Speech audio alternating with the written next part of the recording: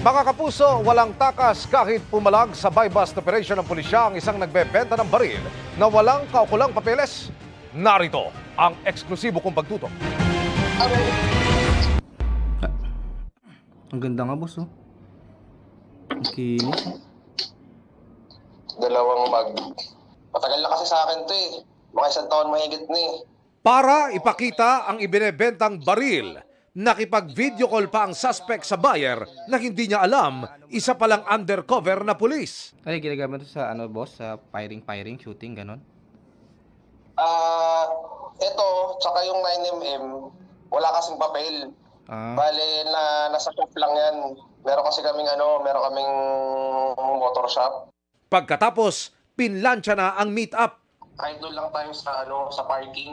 Kasi at least kung nasa loob tayo ng vicinity ng condo, walang basta-basta makakapasok. Pagdating sa location, Si ba yun? Nakakabaka siya ako, boss. Papasok pa tayo, boss. niyaya ng suspect ang buyer sa parking lot ng condominium building. Hindi lang tayo sa buwan, boss. Nakakabaka siya ako. Hindi ba ako maano na ito, boss?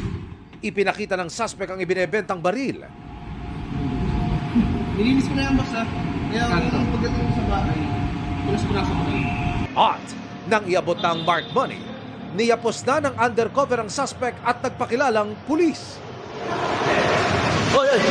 Huwag ka tatakbo! Pero ito'y pumalag. Pulis kami! Pulis kami! Tasak dito! Pulis ako!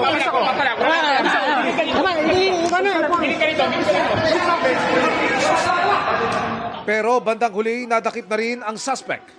Nagkaroon ng maximum tolerance, naging alerto po yung mga tropa natin, no? Dahil medyo naging aggressive yung subject.